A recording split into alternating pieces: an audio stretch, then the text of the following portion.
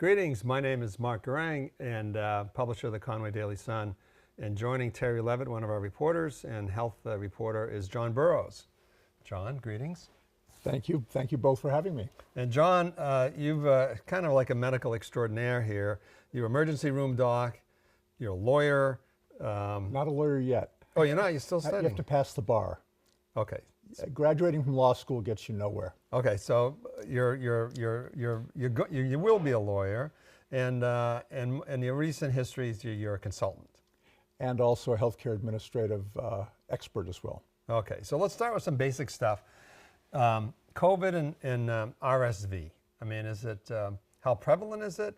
Should people get? It seems like it's just basically off the table now. Should people still get vaccines, and how do you compare that to RSV? They're both actually fairly equivalent now. They used to not be.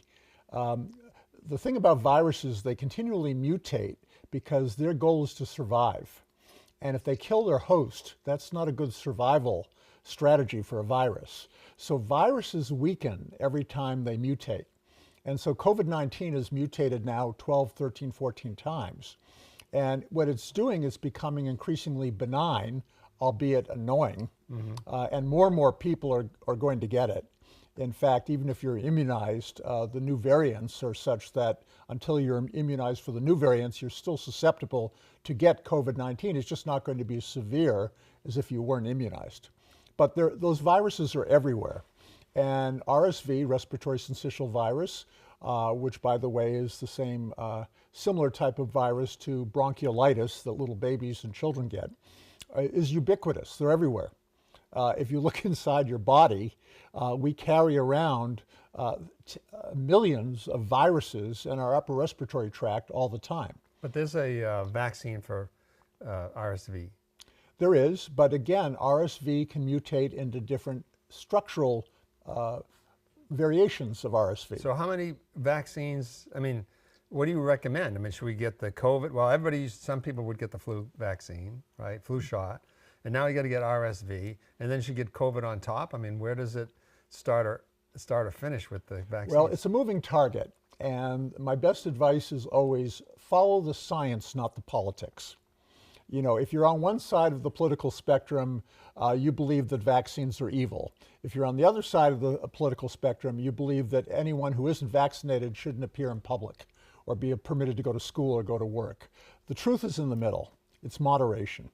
And what you should do, everyone should follow the science. And if you go to the CDC, Center for Disease Control website out of Atlanta, they have a very good website as to what vaccines are recommended for what populations. And frankly, these are protocols are designed by scientists for the general public. And I would look at that. And different doctors have different biases, frankly, about whether to vaccinate or not vaccinate. And my wife and I make up our own minds based upon the science that's... Are you vaccinated? Oh, fully vaccinated. Okay, so speaking of politics, because it's too easy not to ask you, what do you think about the masks? Do they work? It depends. Viruses can pass through most masks. And so the typical masks that are comfortable to wear, no, they just will inhibit the virus. They will not prevent the virus. Now, if you want to look at the N19 or some of the more sophisticated masks, yeah, they'll protect you. But is that practical? No.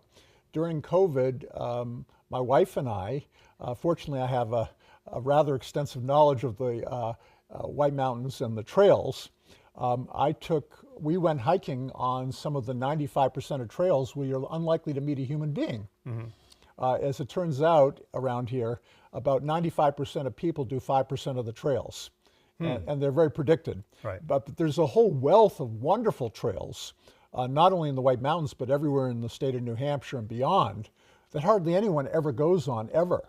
And you can have the whole mountain to yourself. You can have the whole, and all we did during COVID is we got vaccinated when it was available, and we went hiking on trails we knew we were unlikely to encounter anybody. But speaking of that, I can, hiking during that time, I kind of internally made fun of people like walking by somebody on the trail with a mask on.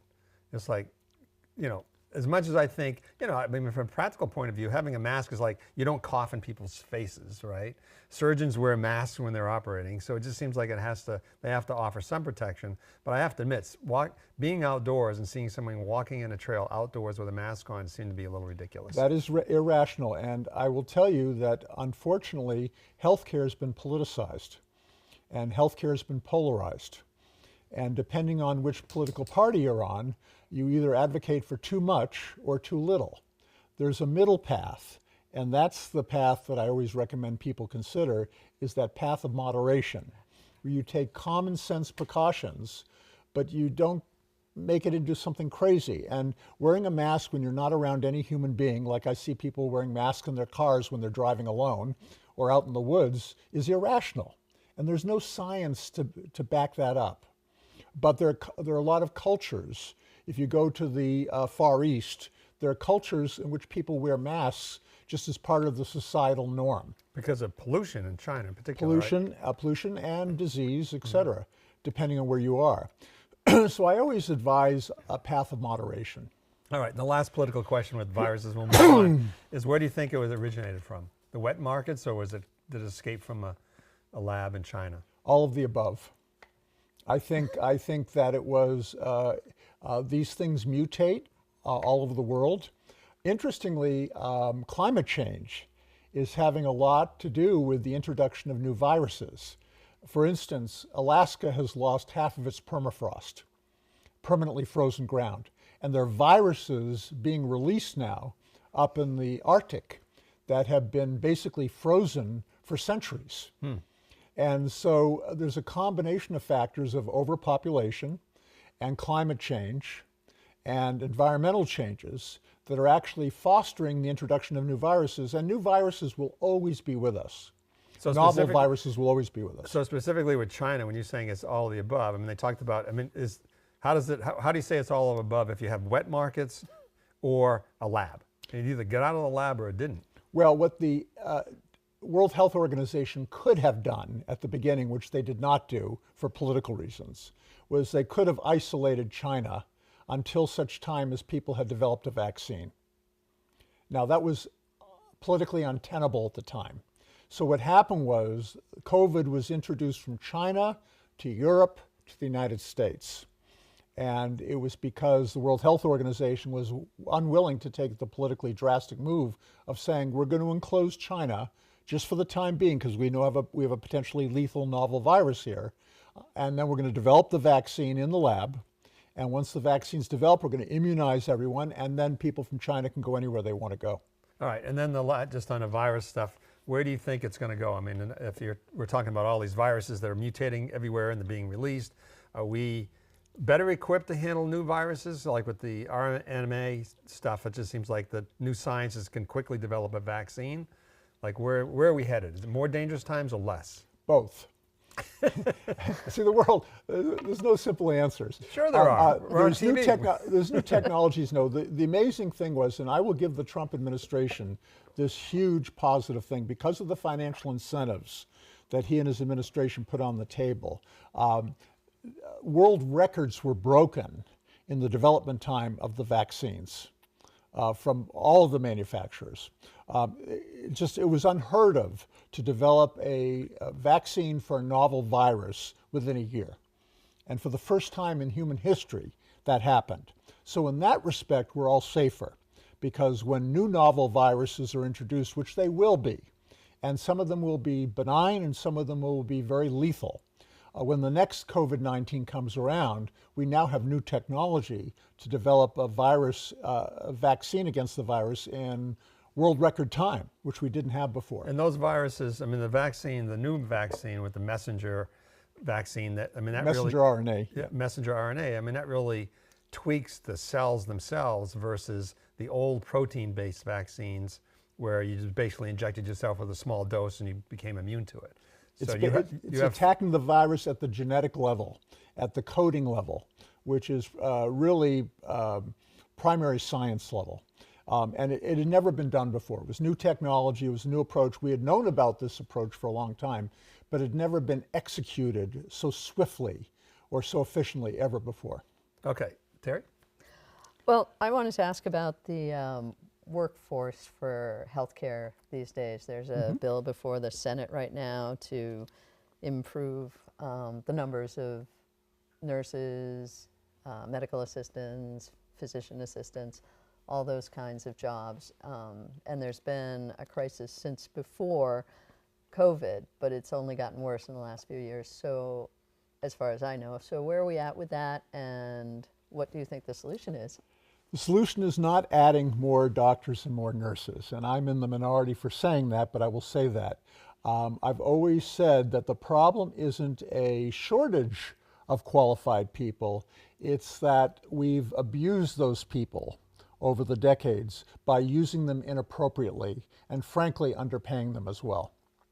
And the number one problem for both nurses and doctors is the digitalization and computerization of the electronic medical record. And the fact is that clinical documentation has become so complex and so time-consuming that it now takes up between 50% and 75% of a doctor and nurse's time, respectively. And we have to rapidly develop a whole cadre of scribes, not only because of the complexity of medical documentation, but to free doctors and nurses up to be doctors and nurses again. And the problem is, if you go into the hospital, even Memorial, if you go into the hospital, the doctors and nurses are sitting at computer terminals most of the time. They're not with the patient, they're not doing examinations, they're sitting entering data. But who did it before? Well, before you needed so little documentation. I'll give you an example. When I first trained, you could put Jon Burroughs, congestive heart failure, RX, Lasix, 20 milligrams, BID, return 1 week. And that you'd be paid for that. That's all you needed to do. Now, there's hundreds of data points that you have to enter that for that visit, or you won't get paid. You won't get paid at all. And so what's happened is the documentation requirements for medical necessity to demonstrate to the payer that you've done all the things you need to do to be eligible for payment have increased so exponentially that it's now gone far beyond what a doctor or nurse can or should do. And the other problem for healthcare organizations is doctors and nurses know very little, if anything, about coding. And coding is how you take what's written down in the record, you convert it to a code that you then present to a bill or an invoice to the insurance carrier so that you get paid for that. And the problem is, because the system is so complex and doctors and nurses know nothing about coding, is you have the wrong person doing the documentation right now. You have someone who knows nothing about coding, so you don't even get paid properly because you don't document with enough specificity to be able to get paid. So don't hospitals use coders anymore? I thought that was the whole profession. The problem is that coding is in a separate room, retrospectively, based upon what the doctors and nurses write down. The person writing down the data has to know the codes to know what data will meet what codes so they can code optimally to get paid for what they actually do. But we don't want to train our doctors to do that, so No, what's we the do solution? not. Typically, an ideal coder, and I get a lot of heat for saying this, but it's true, is an LPN, a licensed practical nurse or a registered nurse who has clinical experience for, say, 2 to 3 years in a specific area, who knows all the terminology, who can then be trained to be a certified coder. And training can be done online now. You can be trained to be a certified coder in 6 to 12 months. And that person would be paid more than a regular nurse because they're bringing more skills to the table, and frankly, they have a huge financial impact on the organization. So healthcare organizations that are using scribes have better physician satisfaction, nursing satisfaction, APP or advanced practice provider satisfaction. They have less turnover, and they end up making more money because their scribes are professionally documenting what's going on so they can get paid at a higher level. What about, that seems like a perfect setup for AI. It just seems like artificial intelligence could figure that out pretty quickly. They can, but it's not, but again, the problem with AI, like every other computer system, is that if you put the wrong data in, you'll get the wrong conclusion from AI. So I always tell people, I warn people, AI is a tool. It's never going to replace human judgment. In other words, if you don't use the right protocol and if you don't go down the right pathway, you're going to input the wrong information, which will produce the wrong conclusion. So the challenge with AI is it's very susceptible to what we call anchor biasing, which means if you come up with the wrong intuitive assumption, you're going to go down the wrong intuitive path, you're going to enter the wrong information, and then you're going to get the wrong conclusion. So human judgment is critical. And human judgment is basically sophisticated pattern recognition. And I'm discovering as I'm preparing for the bar exam that the law is pattern recognition also. But it's basically seeing things hundreds and thousands of times, that you see what patterns fly and which don't, which work, which don't work, and your brain is storing away these patterns. And as you have more and more experience, this is why it's called the practice of medicine, the practice of nursing, the practice of law. As you develop more and more intuitive experience, your pattern recognition becomes keener and keener and keener, that you can make really razor-sharp perceptions intuitively and unconsciously, which is something you cannot do when you first complete your graduation or your schooling or you first start out in a profession. So I think you've made a really good case for a person needs to be part of this process. But let me just say, you know, when I go to my doctor, I say I have a complaint. We talk about it. He asks more questions. He tells me what I should do. And then he turns to his computer and he dictates into his computer. You know, I'm sure some people type, but he dictates. And that's the end. After I leave, is he doing a lot more computer work, or is somebody else doing that? And how would it look different if you bring in a scribe? The scribe would be in the room. Okay. And first of all, another issue is you don't need a doctor for routine matters. Mm-hmm. You need a doctor for more complex matters. We've gone from what's called intuitive medicine to what's called precision medicine. And it turns out that 95% of things that we do in healthcare can be standardized. That's true in the law too, by the way. Which reminds me, and I always thought that because I had a knee replacement a few years ago, and everybody has a different opinion on how to do a knee replacement. And it just seems like it's just it's a mechanical thing. It's like changing a muffler in your car. Mm-hmm. So it seems like that could be applied to most procedures. In many sophisticated centers now, you have surgical technologists who open and close the knee. The orthopedist comes in to do the implant, which is the critical part of the procedure. But they're going to have lower level people who are going to do the preparation for the procedure, just like DeBakey did in Houston years ago when he had other people opening a chest and closing the chest, and he would do the bypass, the distal anastomosis and the bypass, which is the critical part of a bypass procedure. Because the other side of the new technology is that I had a blood test the other day, my annual blood test. It's pretty cool. I go on the Epic system in the hospital, local Memorial. I can see the results. Mm-hmm. And I had a sprained ankle this summer, and gosh, I had an X-ray and blah blah blah. And I could see it before the doctor did. That's right. That's in one sense it's kind of scary, because if I had a heart condition and said, by the way, you're going to need a bypass surgery tomorrow, so there's kind of, that's one thing that strikes me, and I haven't had that kind of serious thing, but it's like, holy smokes, there's a lot of information there. Oh, absolutely. And, if you've got the guts, that's a pun, by the way, if you're going to have a colonoscopy, you can watch the film of your colonoscopy while it's being performed, if you'd rather not be put to sleep. And, you can watch the whole thing, and because it's really a painless procedure. It's just everything's changing so quickly, and the difficulty is human beings don't change as quickly as science does. Mm. And part of the problem, which is this political polarization we're going through right now, is because you have a huge segment of America that has not been prepared for the 21st century. In other words, they have skills that were very successful in the 20th century, and they feel disenfranchised. And they're right. Part of what our country needs to do is be able to move people from one century to another.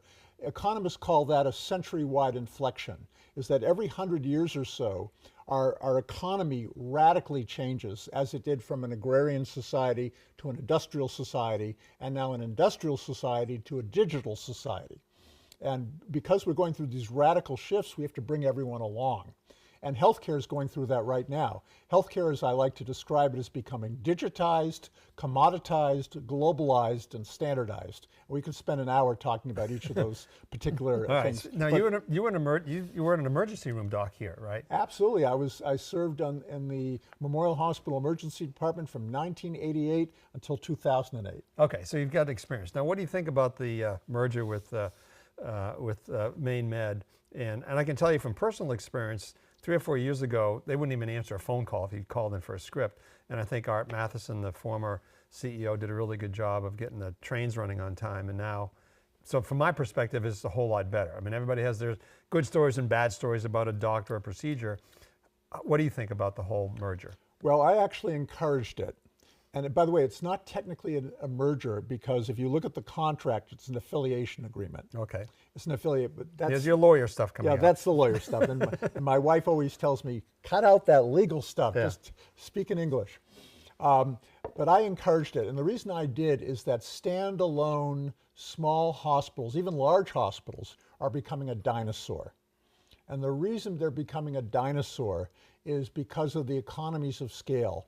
In other words, we didn't have the necessity for computerized records. We didn't have the necessity for what are called leverage contracts. And leverage contracts means you're so big, you can get paid more for everything you do by the insurance carriers. If you're little, you get paid less, which is ironic and paradoxical because you actually need more. So we're going through this massive consolidation in the healthcare industry, just like the airline industry did, the railroad industry did, the banking industry did. You can't think of an industry that hasn't gone through this consolidation because of the economies of scale. Now, healthcare's not done a good job with the economies of scale, but I saw the necessity for Memorial to exist in the 21st. Memorial couldn't afford Epic on its own. Back in the Gary Paquette days, we had a terrible system that didn't work. Gary Paquette was the former CEO. CEO, yes. Back in those days, he got the cheap electronic medical record because that's all that Memorial could afford.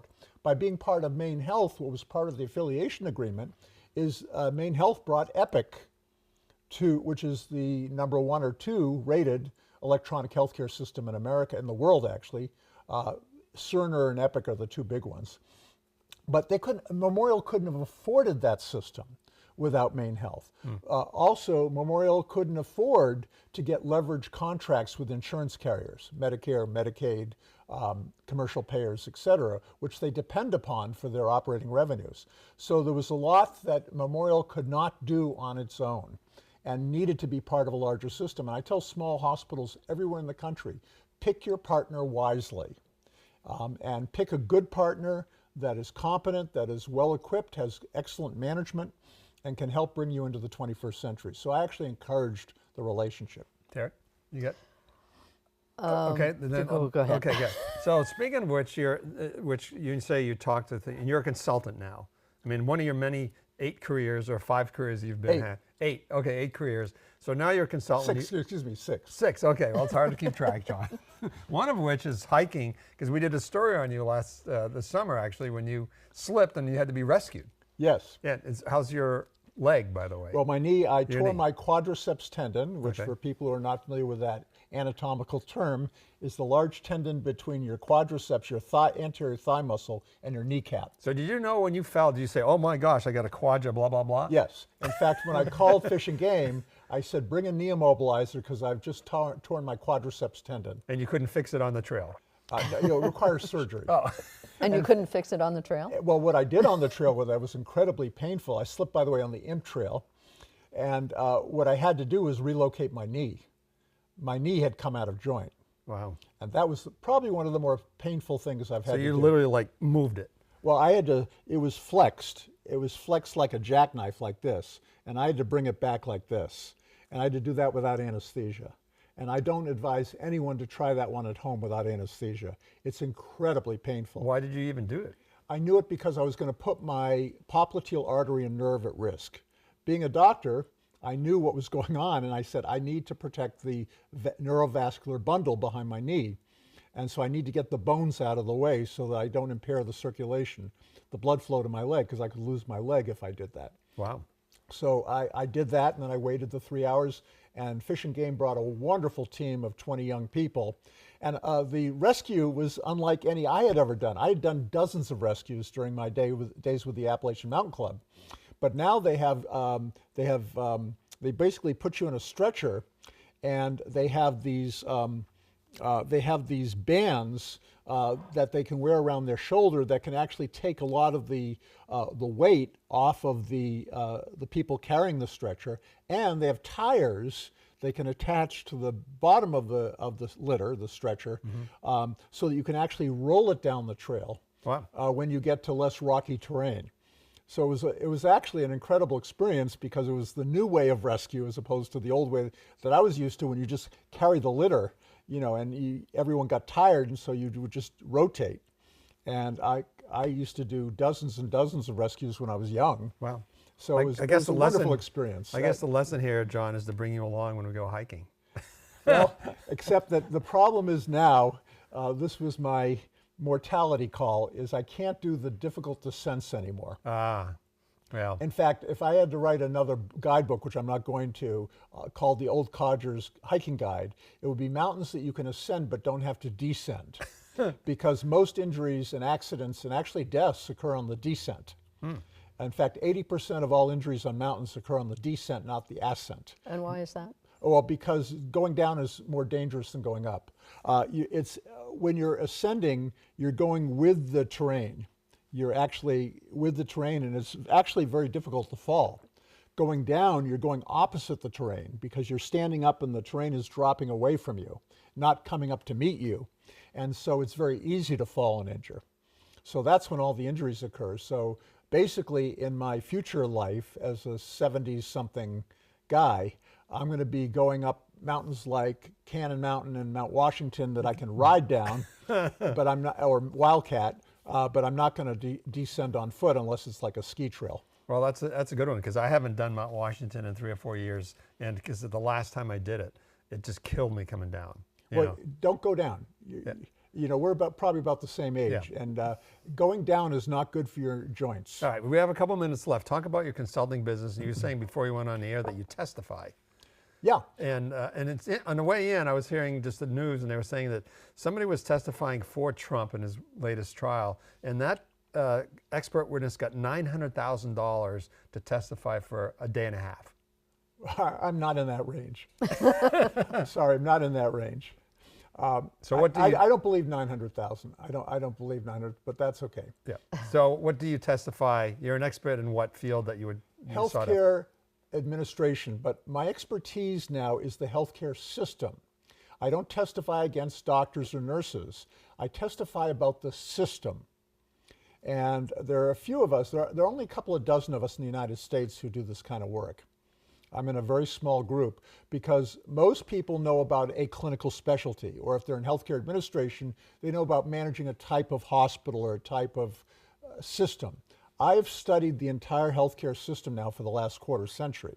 I've studied finance, operations, supply chain. Being an emergency physician for 30 years, I had a working knowledge of all the clinical specialties. So for instance, what would you testify? Why would they ask you to testify? About what? Well, I'll give you the biggest case I was involved with last year was a False Claims Act case, which, to boil that down to simple English, is fraudulent billing to insurance carriers. And so, by the hospital? By a healthcare system. Okay. That had a for-profit heart hospital. So I basically wrote a 120-page report on why the way that they were paying the doctors and the way the doctors were investing in the system was a kickback scheme. And there's a criminal federal statute called the anti-kickback statute. And I testified as to why what they were doing was considered a kickback. And I sent, my report was sent to the Department of Justice in Washington, and the Department of Justice said, Dr. Burroughs is right, we're going to compel you to settle. And so they settled for a large amount of money, and they got out of the case because they realized that it was in fact a kickback. Wow. Well, John, we're out of time. You got to be, I can see why your wife Anita keeps you around. You're definitely one of the smartest guys around. So I appreciate you coming in. Well, thank you for the Good time. to see you. Happy to talk about the other 5 Careers? We'll need at 5 some more time interviews. if you'd Okay, like. you're welcome to come back. Thank you. Okay, thanks a lot.